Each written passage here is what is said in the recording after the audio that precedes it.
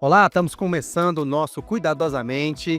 Hoje eu estou aqui com uma convidada especial, a doutora Fernanda Oliveira, que vai tratar com a gente sobre o TDAH. Eu sou Fernanda Oliveira, pedagoga, psicopedagoga, neuropsicopedagoga, especialista em transtornos específicos da aprendizagem e TDAH. O que é TDAH? Daqui a pouquinho nós vamos debater aqui junto com a doutora Fernanda Oliveira, isso e muito mais. Fique com a gente.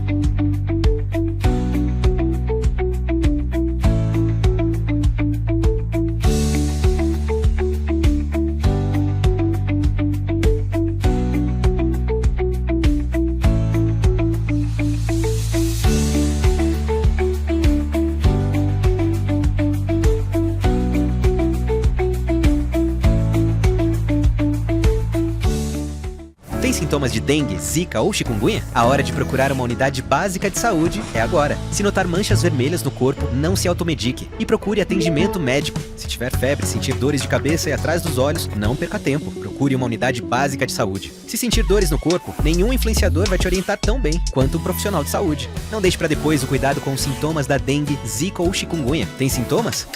A hora de procurar uma unidade básica de saúde é agora. Ministério da Saúde, Brasil, União e Reconstrução.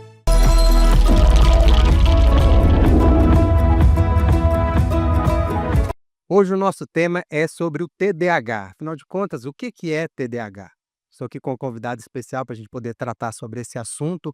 Ela é psicopedagoga, neuropsicopedagoga. Daqui a um pouquinho ela vai se apresentar, vai falar um pouco mais detalhadamente sobre a qualificação dela, o know-how dela, a expertise dela dentro desse assunto, ok? Eh, eu gostaria, inclusive, já de começar esse nosso bate-papo aqui com a nossa doutora Fernanda, perguntando para ela essa pergunta, né? Fazendo essa pergunta: o que é, afinal de contas, TDAH, doutora Fernanda? Então, vamos lá. TDAH ele é definido como um transtorno do déficit de atenção, hiperatividade e impulsividade. Mas, porém, é muito importante a gente estar atento a esse conceito, que fala tanto e refere-se tanto àquele que não tem atenção, ou que tem uma dificuldade com a atenção, ou um déficit de atenção. Só que, na verdade, se a gente parar para entender a fundo quem são esses indivíduos, eles estão dentro de uma perspectiva de pessoas que estão antenado a tudo à sua volta, né. Existe uma analogia que se faz muito no meio, que é que o cérebro do TDAH, ele é como se fosse uma parabólica, né, porque ele está atento a tudo ao que está acontecendo. Mas onde está essa dificuldade? Por que, né, ser um transtorno? Porque de fato, esses indivíduos eles não conseguem selecionar ou priorizar aonde que eles vão colocar a sua atenção e a sua concentração, para de fato o quê? Conseguir executar uma demanda que está ali sendo proposta. Então é praticamente isso. Doutora Fernanda, hoje a gente ouve falar muito sobre TDAH, né? TDAH está em evidência nas redes sociais, tem uma enxurrada, inclusive, né, de influências, de pessoas. Às vezes eles colocam isso de uma maneira que a gente tem um pouco de dificuldade de compreender, de enxergar, qual seria realmente os limites, né, desse TDAH. E aí eu queria, que você pudesse nos ajudar, porque existe o TDAH, existe o autismo ou o TEA, o transtorno do espectro autista, e existe o tal do TOD. Qual seria uma de uma forma facilitada, uma diferenciação entre esses 3 transtornos? Então, na verdade, quando a gente está falando do TDAH e está falando do TEA, né, que são os indivíduos que estão dentro do espectro do autismo, a gente está falando de transtornos do neurodesenvolvimento, ou seja, eles estão aqui, né, na infância. Então, não são transtornos que, por algum momento, são diagnosticados, né, somente ali na idade da adolescência ou na idade adulta. Na verdade, essas crianças elas começam a repercutir essas questões do desenvolvimento, te atrasam o desenvolvimento já desde bebezinho. Na verdade, a gente já sabe que as crianças TEA, enquanto estão na fase, né, inicial ali antes de 1 ano de idade, hoje já consegue se perceber o quanto essas crianças, né, estão atrasadas ali no seu desenvolvimento. Obviamente que a gente sabe que isso parte do olhar clínico do médico, né. Então hoje a gente tem várias escalas aí, e que conseguem fazer esses rastreios muito bem definidos. Quando a gente fala do TDAH, que também está dentro desse transtorno do neurodesenvolvimento, que está também relacionado a fatores o quê? Genéticos, elas também essas repercussões, né, de atraso, elas acontecem enquanto criança.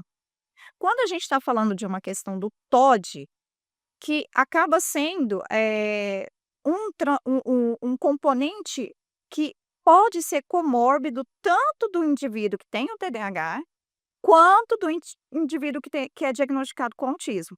E a gente tem também as crianças que são diagnosticadas com autismo, a gente tem aí uma porcentagem dentro de pesquisas e evidências científicas, que falam o quanto que essas crianças que têm esse diagnóstico de TEA também vão ter TDAH.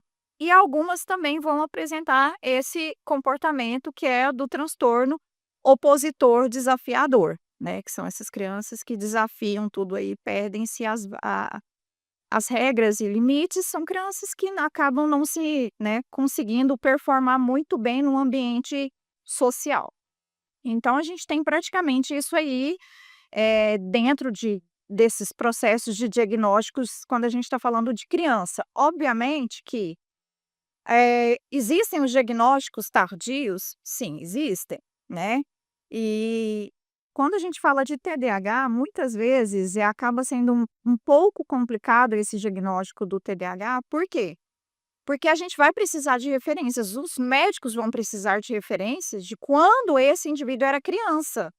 Porque a manifestação do TDAH, ela não o indivíduo ele não manifesta o TDAH na vida adulta. Ele já vem ali performando dentro desse perfil, desse comportamento com falta de atenção, com a própria hiperatividade, com a própria desorganização e acaba, né, que vem a ser diagnosticado adulto por conta de prejuízos funcionais, né. E aí a gente percebe o quanto é importante a gente estar tratando, investigando enquanto criança, tratando a partir de uma intervenção precoce, e que esse indivíduo receba de fato todo um acompanhamento para o quê? Para performar bem quando chega nessa idade adulta.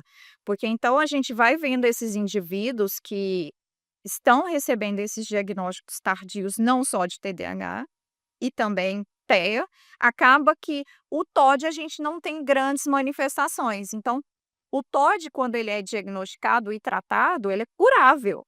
Isso aí a gente tem as evidências, né, tem as linhas de tratamento, e a gente percebe o quê? O que a gente pode falar de científico é que muitos, quando não são devidamente tratados, eles acabam performando para condutas inapropriadas, são indivíduos que crescem e estão aí na fase da adolescência ou adultos que transgridem muitamente as leis, né, as regras sociais e acabam não se dando muito bem, né. Então a gente tem aí, essa observância, não temos o diagnóstico do TOD no adulto, mas ele performa ali enquanto criança e vai sendo tratado. Não tratou, vai performar muito mal ali com um transtorno de personalidade, de conduta, então transtornos que vão indo, né, somando por conta desses sintomas aí, comportamentos que não foram tratados.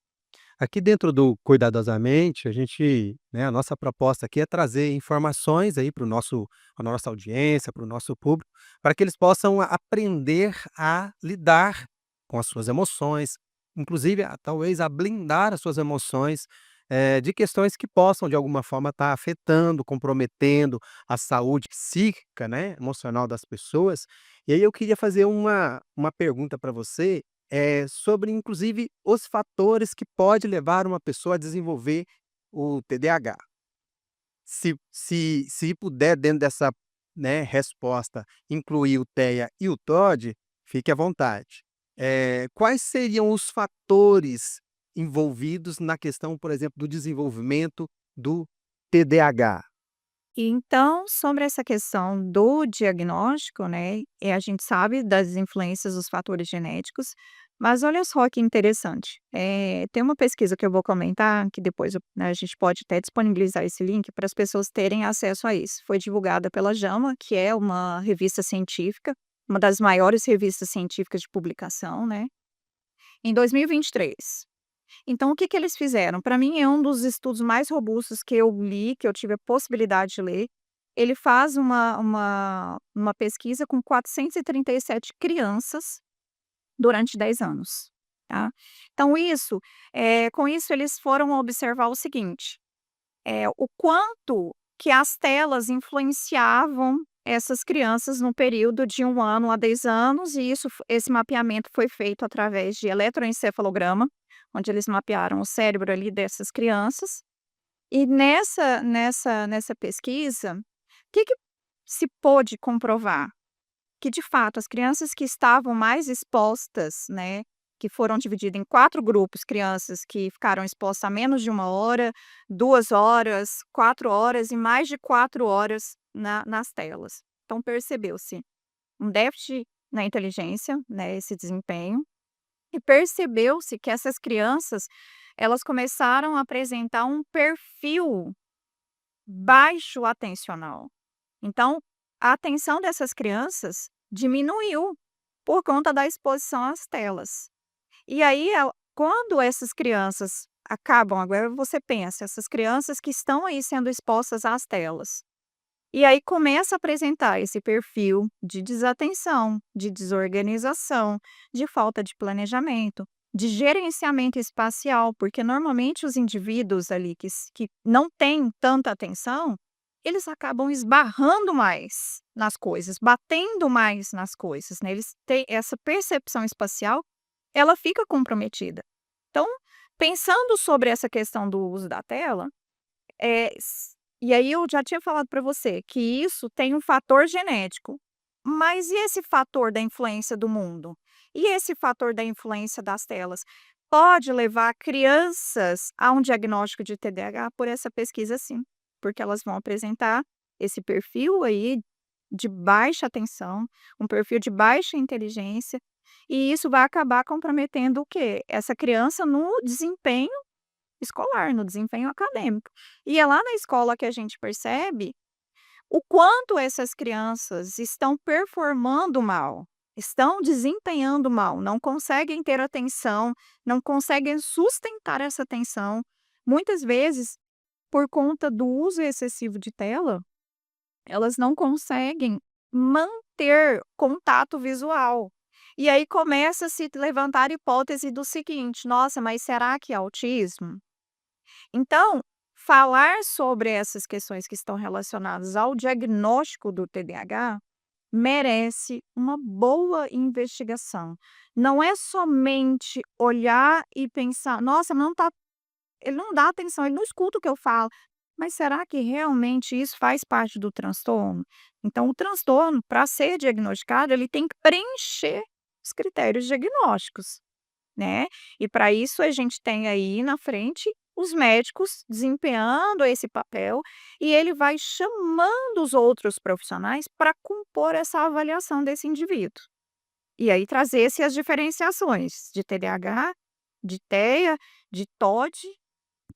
Então não dá para fazer aquele negócio de entrar na internet, pesquisar e: "Ah, agora eu tenho TDAH ou meu filho tem TDAH".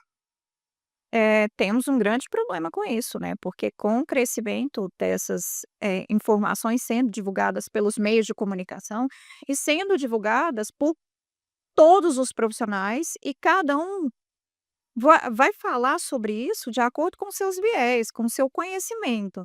Então, se de fato o meu conhecimento ele não tiver embasado em evidências, então a gente vai levando desinformações, a gente vai ensinando coisas erradas a respeito disso, e o que que a gente vai ter? Pessoas que vão se autodiagnosticar, e isso é muito ruim. Fica aí, nós temos mais para debater aqui sobre o TDAH. A gente vai chamar o nosso intervalo aqui, daqui a pouco a gente volta com mais informações bastante interessantes para você que gostaria de saber mais sobre o que é TDAH.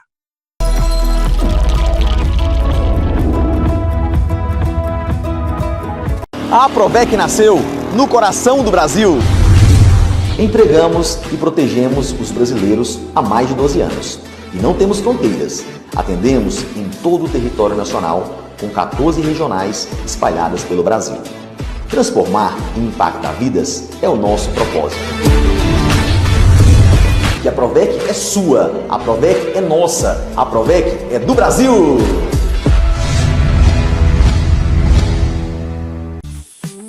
Sinta-se em casa com um completo café da manhã no Jotas Café e Restaurante. A verdadeira delícia em frios e assados para o seu paladar. No almoço, um especial buffet com o melhor churrasco do setor oeste e região. Teleentregas 992351781. Jotas Café e Restaurante, República do Líbano, Goiânia.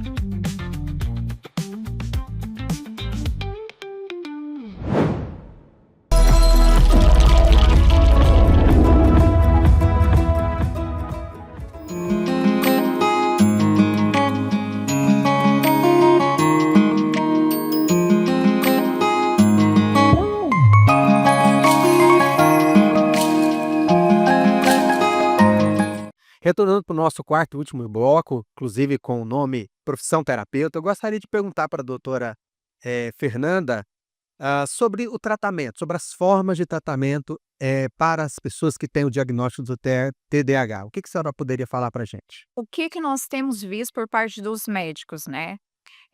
Eles observam ali se há necessidade ou não de fazer a interação medicamentosa, que são os psicoestimulantes. Mas hoje também nós já temos no mercado os medicamentos que não têm os psicoestimulantes, que acabam sendo melhores porque eles acabam atingindo o público dos indivíduos com TDAH que sofrem com a questão da ansiedade. Então, a gente está vendo esse movimento dos médicos aí, né, por toda essa interação que eu tenho com essa categoria, que faz as prescrições medicamentosas e encaminha para os outros profissionais, que seriam os profissionais das áreas comportamental e os profissionais que estão envolvidos se caso houver ali na criança um prejuízo na aprendizagem. Que aí entraria o psicopedagogo ou o neuropsicopedagogo e o fonoaudiólogo também, para contribuir. Esse diagnóstico multiprofissional é algo que tem trazido resultado para as pessoas que estão fazendo essa abordagem? Sim, e muito, né? Porque a gente percebe que é um cérebro em desenvolvimento, é uma criança que apresenta prejuízos em várias áreas ali, né, da questão da atenção, das funções executivas, e com, com isso ela vai sendo prejudicada em outras áreas, como por exemplo, né, crianças que repercutem mal dentro dos processos de aquisição da consciência fonológica. Então, são crianças que vão repercutir mal lá na alfabetização. Então, o processo de leitura fica mais dificultoso, o processo da escrita também é. Então, a gente vê a necessidade e a importância da fonoaudióloga. A gente vê a necessidade e a importância do profissional do psicólogo no tratamento comportamental dessas crianças, porque são crianças extremamente desorganizadas. E, e por aí a gente vai vendo os outros profissionais sendo agregados também, que a gente vê o terapeuta ocupacional, que é extremamente importante para trabalhar as questões, né, desse corpo dentro desse espaço, né? Como é que está o Brasil em relação a essa questão do tratamento? Olha, é uma coisa bastante complicada eu falar sobre isso, Wender, porque aqui a minha perspectiva, o meu ponto de vista é sobre Goiânia. Só que fazendo o trabalho de supervisão que eu faço, que eu atendo profissionais de praticamente vários estados do Brasil, a gente vê que o tratamento ainda está falhando, que ainda não se tem um grande entendimento e preocupação de tratar precocemente essas crianças para que elas cheguem na adolescência melhor e para que elas ocupem um lugar de profissão nesse, né, no mundo com mais qualidade de vida, sem tratar o que essas demandas comportamentais. Então, Aqui dentro do nosso quadro, Profissão Terapeuta, a gente vai reservar um espaçozinho para que os nossos convidados possam falar, contar para a gente um pouquinho a sua história, O que levou eles a buscar, a atuar com essa a sua especialidade. Então eu gostaria de perguntar para você, doutora Fernanda, sobre o que te levou a virar, psicopedagoga, neuropsicopedagoga e a atuar com esse nicho, a atuar com essa especialidade, de transtornos? Então, quando eu estava na faculdade de pedagogia, que é uma orientação que eu faço para todos os universitários, todos os estudantes, pedagogas e pedagogas, entrou na faculdade tem que procurar estágio. Você precisa viver a prática, né? Você precisa viver o chão de escolas, seja dentro de berçários, de creche, de escolas que abarcam a educação infantil, escolas que abarcam o ensino fundamental do primeiro ao quinto ano. Só não tive experiência com o Fundamental 2 e no ensino médio. Então a ideia principal é fazer os estágios, e foi aí que eu fui percebendo que o meu lugar não era dentro da escola. Por quê? Porque eu comecei a perceber que as crianças têm dificuldades que a escola não consegue atender. Infelizmente é isso. Então eu fui começando a trilhar caminhos de especialização. Então eu fui começando a fazer cursos de capacitação na área de aprendizagem, na área da dislexia, que hoje, né, a gente chama aí que está de acordo com o DSM, é o transtornos específicos da aprendizagem com prejuízo na leitura e na escrita ou na matemática. E eu acabei fazendo cursos com vários profissionais de referência no Brasil, dentro dessa área de transtornos de aprendizagem, para compreender por que determinadas crianças que estavam ali dentro da sala de aula, que eu acompanhava essas crianças não aprendiam a ler, elas não aprendiam a escrever.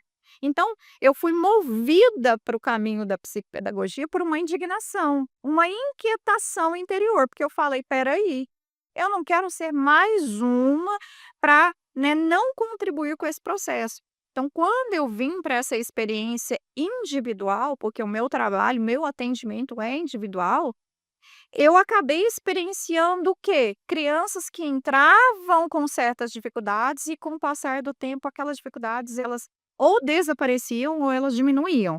Quando elas desapareciam, de fato, eram dificuldades. Quando permanecia, de fato, a gente fazia o reencaminhamento para o médico para poder avaliar e trazer um diagnóstico de transtorno de aprendizagem.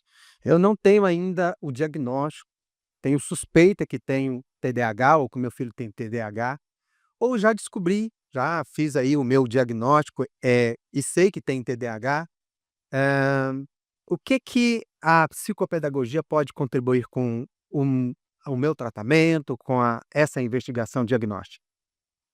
Na investigação diagnóstica, o trabalho do psicopedagogo, ele consiste primeiro porque a psicopedagogia é uma área do saber, né, que une os conhecimentos da pedagogia e da psicologia. Então a gente acaba unindo aí os saberes da área médica, de filosofias, psicologia cognitiva, psicologia né, comportamental. E aí o que que acontece? Quando essa criança chega ou quando esse indivíduo chega para ser avaliado, a gente vai avaliar alguns domínios ali, algumas competências ali, tanto da área da aprendizagem como da parte comportamental, das próprias emoções também. E a gente vai ver o que cada um vai poder contribuir com esse diagnóstico do indivíduo, porque de fato, quando o indivíduo chega para nós, né, que estamos ali na clínica, a gente tem uma grande oportunidade que os médicos não têm, que é de fazer a visitação nos ambientes que esse indivíduo habita. Por exemplo, você já viu médico em escola? A gente vai. Então a gente tem uma perspectiva melhor, a gente faz uma leitura melhor daquele indivíduo naquele meio. Muitas vezes, se for necessário, a gente faz visita escolar, faz visita domiciliar, faz, porque a gente vai entender ali, porque às vezes é no ambiente que precisa ser melhorado, entende? Então, quando a gente une todas essas informações dentro desse processo de investigação e a gente faz um relatório, a gente faz o encaminhamento e aí sim, de lá, dá-se esse parecer por parte do médico e aí começa-se a intervenção nos indivíduos naquela queixa de prioridade. É aprendizagem? É funções executivas? Quero um psicopedagogo para cuidar, né, de mim ou do meu filho. Como é que a gente poderia acionar você, poderia, encontrar você aí? Quais são os seus canais aí, as suas redes sociais que a gente pudesse te encontrar? O meu Instagram é neuropsico_Fernanda Oliveira. Hoje eu trabalho exclusivamente para uma clínica no Jardim América, que é a Gregório Velasco, e os meus atendimentos são atendimentos apenas clínicos, e se houver necessidade, a gente faz o atendimento domiciliar, mas isso precisa ser avaliado. Não é aleatório, não é uma escolha, né, generalista também.